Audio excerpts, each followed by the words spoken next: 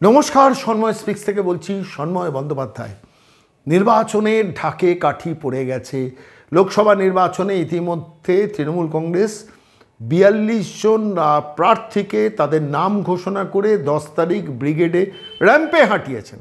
বামপন্থীরা ১৬ জন প্রার্থীর নাম ঘোষণা করে দিয়েছেন।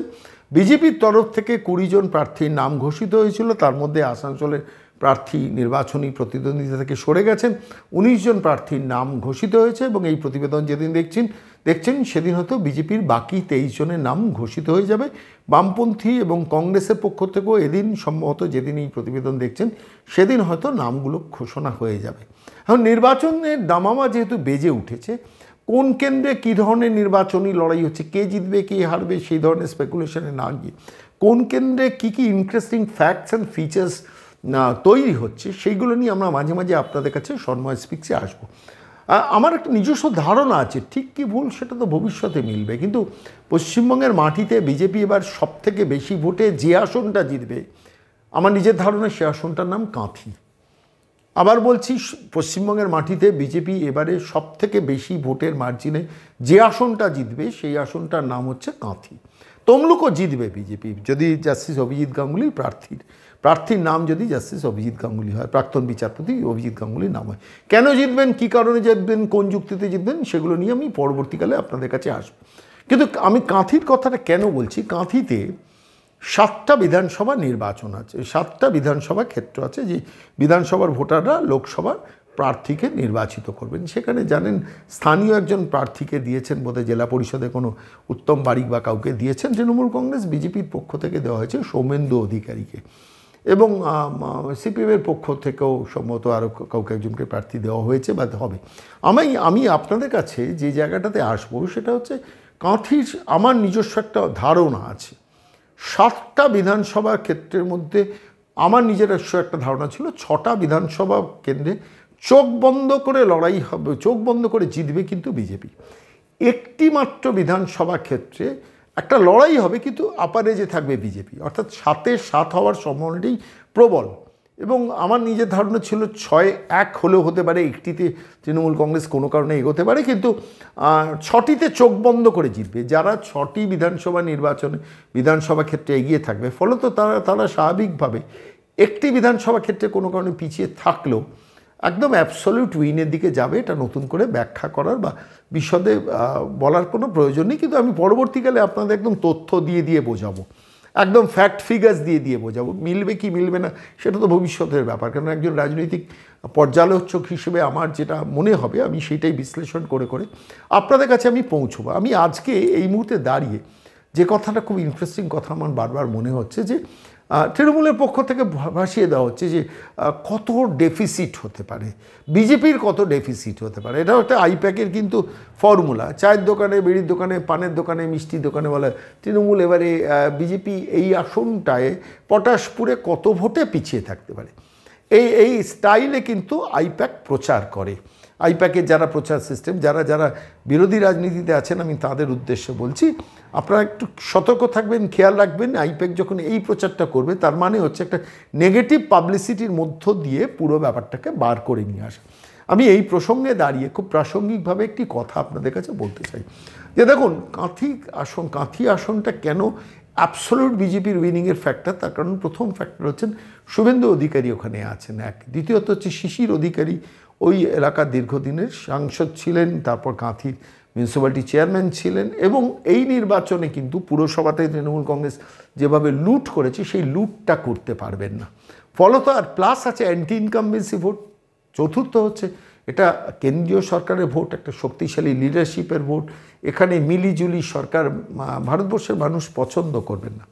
বামপন্থীরা নীতি আদর্শ, রুটি রুজি, বাসস্থানের কথা বলবেন, কর্মসংস্থানের কথা বলবেন, তাদের ইডিওলজির মধ্যে সেটা পড়ে, তারা সেটা বলবেন, এটা খুব অস্বাভাবিক কিছু নয়। কিন্তু ultimately at the end of the day government ফরমেশনের ক্ষেত্রে, কেন্দ্রীয় সরকার ফরমেশনের ক্ষেত্রে, যেখানে প্রায় 400-র কাছাকাছি আসন পেয়ে মোদি সরকার গড়তে চলেছে, সমস্ত প্রিপোল, পক্ষে বিপক্ষে যেসব মিডিয়া আছে সমস্ত প্রিপোল সার্ভে যখন সেটা বলছে, সেইখানে দাঁড়িয়ে একটা মানে পাগল ছাড়া কেউ ভাববে না যে মোদি এবার সরকারে আসবে না। তাহলে আমি যখন আমার সাংসদ নির্বাচিত করব, আমি কেন কেন এমন কাউকে ভোটটা দেবো যে ভোটটা আমার নষ্ট হবে?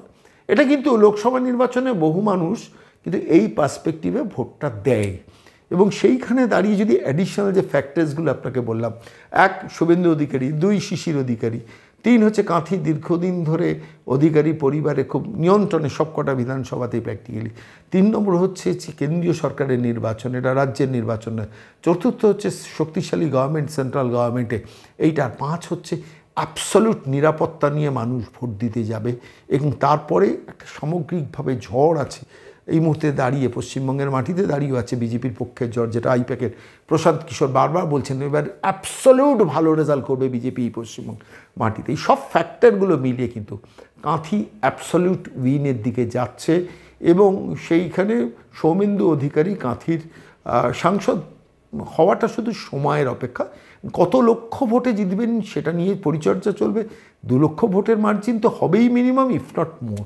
আমি এইটুকু প্রেডিকশন করে রাখলাম, মিলবে কি ভুল হবে সেটা তো ভবিষ্যৎ বলবে, কিন্তু আজকে এই মুহূর্তে দাঁড়িয়ে এইটুকুই থাকে। এবং সৌমেন্দু অধিকারী এটাই তার একটা কোনো একটি কর্মী সভায় বলছিলেন, আমি ক্যাচ করলাম, করেই মনে হলো সন্ময় স্পিক্সে সেটা শোনানো দরকার। বাকি 6টি বিধানসভাতে গেলে সকালে একটা প্রশ্ন করছে, এটা কমন, মানে এটা বাজারে খাওয়ানো হয়েছে, পটাশপুরে কত ডেফিসিট হবে।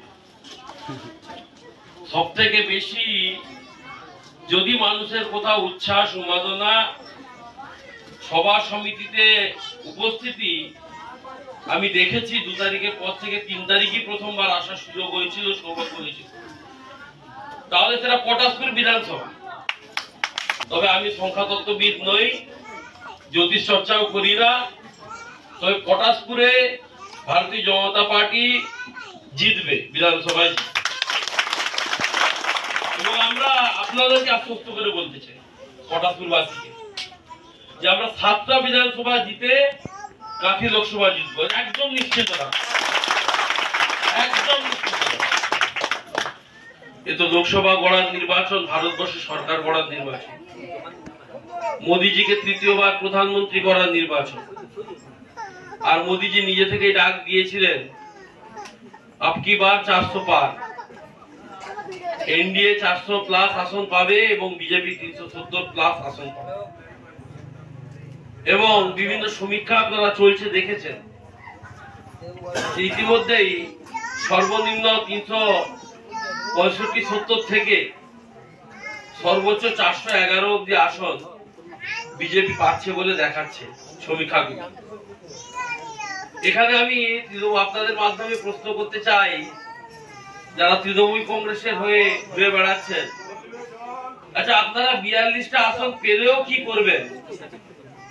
42টা আসন দিলেও আপনারা পেছনের সারিতে গিয়ে বসবেন, কারণ মোদিজি 400+ আসন নিয়ে আসবেন, আর আপনারা 42টা আসন যদি আপনাদের দিই তাহলেও 358 মোদি, যদি পশ্চিমবঙ্গে একটা আসন না থাকে। অতএব তার থেকে মোদিজির মন্ত্রিসভায়, মোদিজির পার্লামেন্টে আমরা পশ্চিমবঙ্গ থেকে 42টা আসন দিয়ে আমরা বিজেপিকে প্রথম সারিতে রাখি, সেটাই আমাদের পক্ষে বুদ্ধিমানের কাজ হবে। বোকার মতো পিছিয়ে থাকা তো মনে হয় না।